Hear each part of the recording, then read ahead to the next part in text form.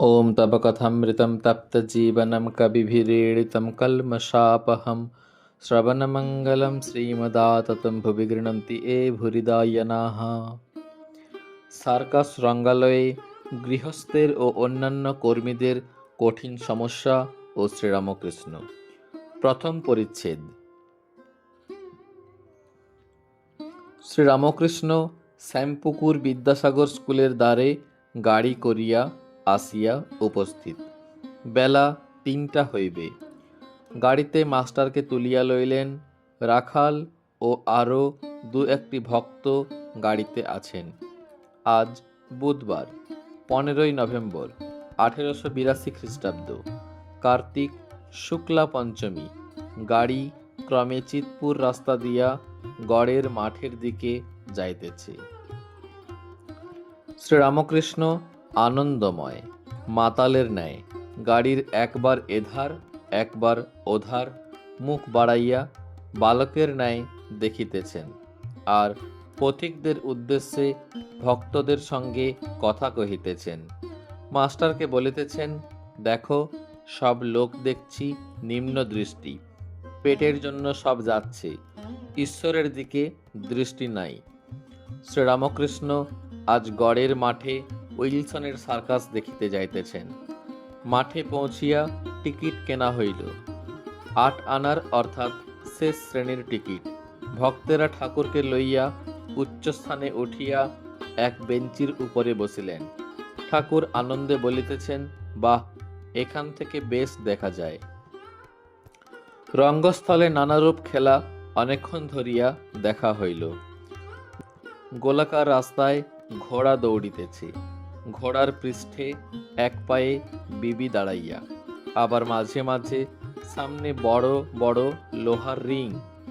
রিংয়ের কাছে আসিয়া ঘোড়া যখন রিংয়ের নিচে দৌড়িতেছে, বিবি ঘোড়ার পৃষ্ঠ হইতে লম্ফ দিয়া রিংয়ের মধ্য দিয়া পুনরায় ঘোড়ার পৃষ্ঠে আবার এক পায়ে দাঁড়াইয়া। ঘোড়া পুনঃ পুনঃ বনবন করিয়া ওই গোলাকার পথে দৌড়াইতে লাগিল, বিবিও আবার ঐরূপ পৃষ্ঠে দাঁড়াইয়া। সার্কাস সমাপ্ত হইল। ঠাকুর ভক্ত সঙ্গে নামিয়া আসিয়া ময়দানে গাড়ির কাছে আসিলেন। শীত পড়িয়াছে। গায়ে সবুজ বনাত দিয়া মাঠে দাঁড়াইয়া কথা কহিতেছেন। কাছে ভক্তেরা দাঁড়াইয়া আছেন। একজন ভক্তের হাতে বেটুয়াটি অর্থাৎ মশলার ছোট থলেটি রহিয়াছে। তাহাতে মশলা বিশেষত কাবাব চিনি আছে। শ্রীরামকৃষ্ণ মাস্টারকে বলিতেছেন, দেখলে বিবি কেমন এক পায়ে ঘোড়ার উপর দাঁড়িয়ে আছে, আর ঘোড়া বনবন করে দৌড়ুচ্ছে। কত কঠিন! অনেক দিন ধরে অভ্যাস করেছে, তবে তো হয়েছে।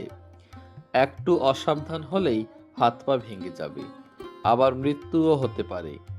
সংসার করা ঐরূপ কঠিন। অনেক সাধন ভজন করলে ঈশ্বরের কৃপায় কেউ কেউ পেরেছে, অধিকাংশ লোক পারে না। সংসার করতে গিয়ে আরো বদ্ধ হয়ে যায়, আরো ডুবে যায়, মৃত্যু যন্ত্রণা হয়। কেউ কেউ যেমন জনকাদি অনেক তপস্যার বলে সংসার করেছিলেন, তাই সাধন ভজন খুব দরকার, তা না হলে সংসারে টিকে থাকা যায় না। শ্রীরামকৃষ্ণ গাড়িতে উঠিলেন। গাড়ি বাগবাজারে বসুপাড়ায় বলরামের বাটির দ্বারে উপস্থিত হইল। ঠাকুর ভক্ত সঙ্গে দোতলার বৈঠকখানায় গিয়া বসিলেন। সন্ধ্যার বাতি জ্বালা হইয়াছে। ঠাকুর সার্কাসের গল্প করিতেছেন। অনেকগুলি ভক্ত সমবেত হইয়াছেন। তাহাদের সহিত ঈশ্বরীয় অনেক কথা হইতেছে। মুখে অন্য কথা কিছুই নাই, কেবল ঈশ্বরীয় কথা। জাতিভেদ সম্বন্ধে কথা পড়িল। ঠাকুর বলিলেন, এক উপায়ে জাতিভেদ উঠে যেতে পারে, সে উপায় ভক্তি। ভক্তের জাত নাই, ভক্তি হলেই দেহ মন আত্মা সব শুদ্ধ হয়। গৌর নিতাই হরিনাম দিতে লাগলেন, আর আচণ্ডালে কোল দিলেন, ভক্তি না থাকলে ব্রাহ্মণ ব্রাহ্মণ নয়, ভক্তি থাকলে চণ্ডাল চণ্ডাল নয়। অস্পৃশ্য জাতি ভক্তি থাকলে শুদ্ধ পবিত্র হয়। শ্রীরামকৃষ্ণ সংসারী বদ্ধজীবের কথা বলিতেছেন।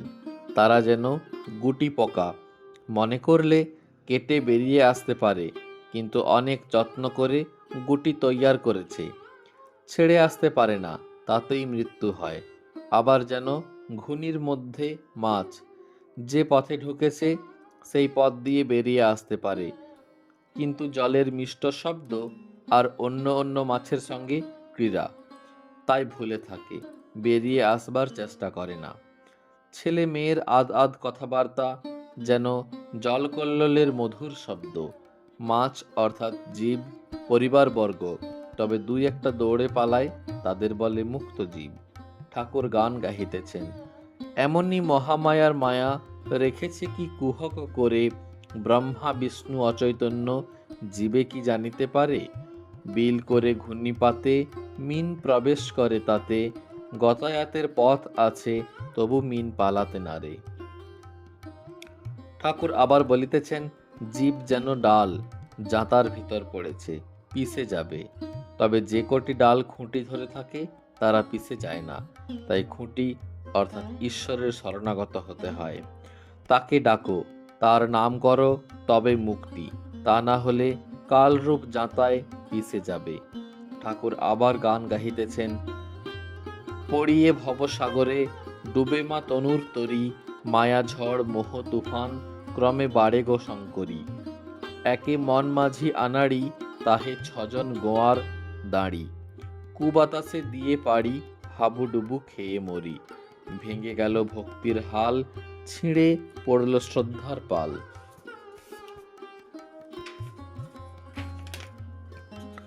তরি হলো বানচাল, উপায় কি করি, উপায় না দেখি আর, অকিঞ্চন ভেবে সার, তরঙ্গে দিয়ে সাঁতার, শ্রী দুর্গা নামের ভেলা ধরি। বিশ্ববাবু অনেকক্ষণ বসিয়াছিলেন, এখন উঠিয়া গেলেন। তাহার অনেক টাকা ছিল, কিন্তু চরিত্র মলিন হওয়াতে সমস্ত উড়িয়া গিয়াছে। এখন পরিবার কন্যা প্রভৃতি কাহাকেও দেখেন না। বলরাম তাহার কথা পাড়াতে ঠাকুর বলিলেন, ওটা লক্ষ্মী ছাড়া দারিদ্র্যের। গৃহস্থের কর্তব্য আছে, ঋণ আছে, দেবঋণ, পিতৃঋণ, ঋষিঋণ, আবার পরিবারদের সম্বন্ধে ঋণ আছে। সতী স্ত্রী হলে তাকে প্রতিপালন, সন্তানদিগকে প্রতিপালন যতদিন না লায়েক হয়। সাধুই কেবল সঞ্চয় করবে না, পঞ্চি ঔর দরবেশ সঞ্চয় করে না, কিন্তু পাখির ছানা হলে সঞ্চয় করে। ছানার জন্যে মুখে করে খাবার নিয়ে যায় বলরাম। এখন বিশ্বাসের সাধুসঙ্গ করবার ইচ্ছা।